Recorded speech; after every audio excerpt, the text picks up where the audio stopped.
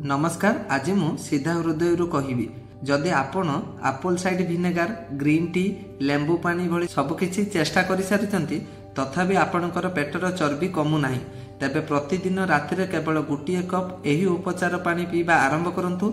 किछि दिन मध्यरे आपण एपरि परिवर्तन देखिबे जे आपनको आश्चर्य करिदेबो। प्रकृत में यह केवल पेटर चर्बी कम करिवो नाही, आपणक पेट फुलिबा भी कम करिवो, आंठुरु जंत्रणा कम करिवो एवं आपण खुशी अनुभव मध्य करिवे। एवं सबुठारु आकर्षणीय कथा हेउची यह कोनोसी फैंसी डिटॉक्स किंबा महंगा मेडिसिन नुहे। यह एक सरल उपचार जहाँ आपण सहजरे घरे तैयारी करि परिबे। आज मु एक बहुत भल रात्रिकालीन घरोई उपचार शेयर करने को जाउची जहाँ प्राकृतिक भाव में आपणक चर्बी को कम करि परिबो। विशेष करी आपणक पेटर चर्बी तथापि लोक माने प्रायतः चर्बी कम पाई आप्पल साइड भिनेगार व्यवहार करती एवं यह काम करे। जदि मु आजिर उपचार पानी को आप्पल साइड भिनेगार सहित तुलना करे तेबे यह आप्पल साइड भिनेगार अपेक्षा बहुत भल। यह चर्बी कम करने पाई बहुत प्रभावशाली अटे। यही उपचार मु व्यक्तिगत भावे आपनकु मोर निज अभिज्ञता कहूची, तेणु आसंतु आरंभ करिबा एवं जानिबा यही उपचारटी कौन, यह किपरि तैयारी हुए एवं यहाको किपरि व्यवहार करा जाए। नमस्कार, मु आरके मु जन आयुर्वेदिक एक्सपर्ट एवं मु व्यक्तिगत भावे अधिकांश लोक मानकर चर्बी कम करबा पई चेष्टा करिछि एवं मु आपनकु कहिथिबा समस्त प्रतिकार प्रभावशाली अटे, किंतु आजिर उपचार सेगुडिक अपेक्षा बहुत अधिक प्रभावशाली कारण यह मो उपरे सबुठारु अधिक प्रभाव पकईथिला। विश्वास करंतु जेतेबेले मु धनिया सहित मेथी पानमहुरी डालचीनी एवं अदा तैयारी करिथिबा एही पानी पीबा द्वारा किछि दिन परे मु भलो अनुभव करिबाकु लागिली।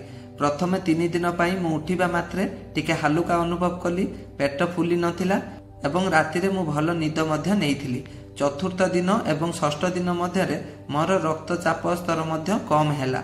सप्तम दिन सुधा मु देखिली जे मोर पेटर चर्बी मध्य कम हेबाकु आरंभ करिछि।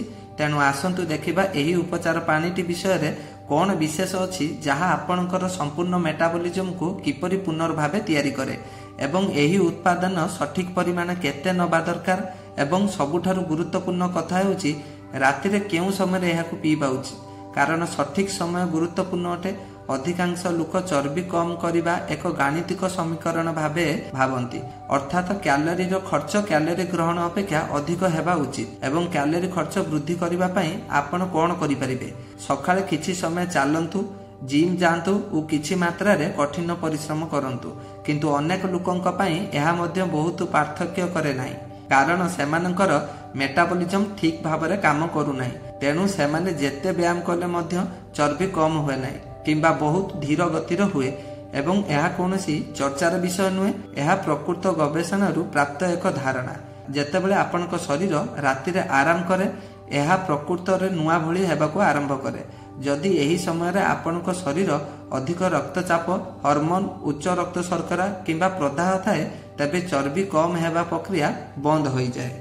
किंतु जेतेबेले आपणकर कर्टिसोल किंबा चाप हार्मोन को नियंत्रण करती सेतेबेले आपणकर रक्त शर्करा स्थिर रही थाए, आपणक यकृत विषाक्त मुक्त हुए, आपणकर पाचन प्रक्रिया उन्नत हुए एवं शरीर रे अभ्यंतरीण प्रदाह कम हुए।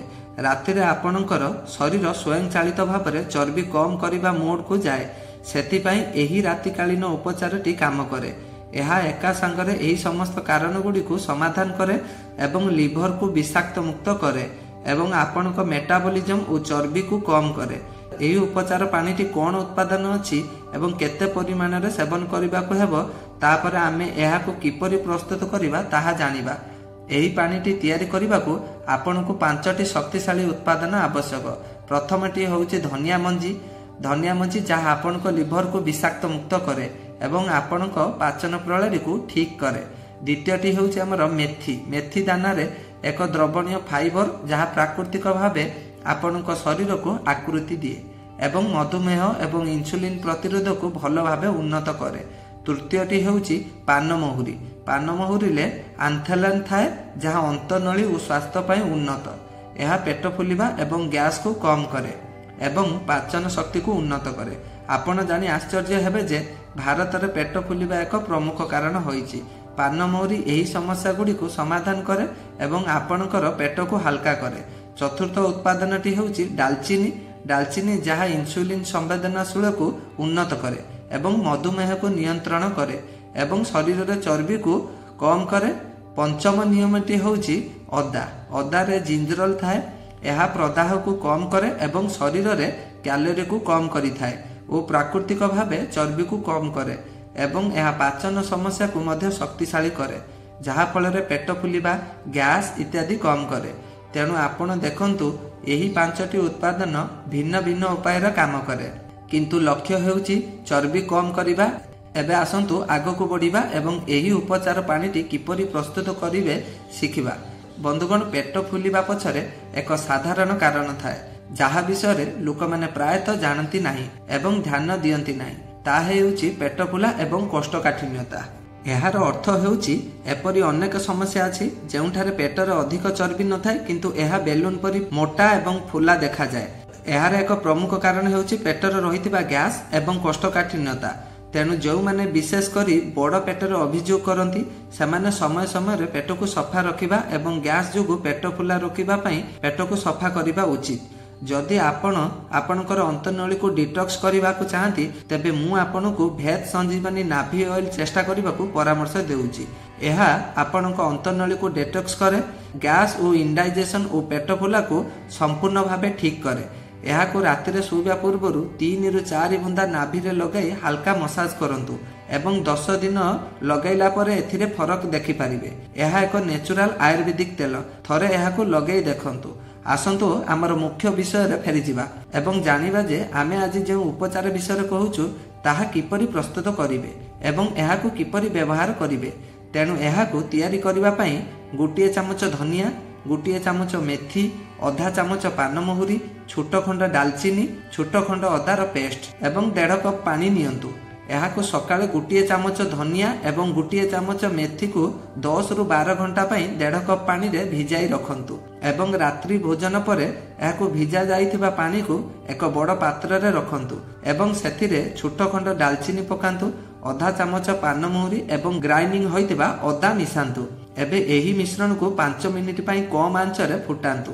तापर यह को एक कप को छाणंतु। यह को पीबार समय बहुत गुरुत्वपूर्ण।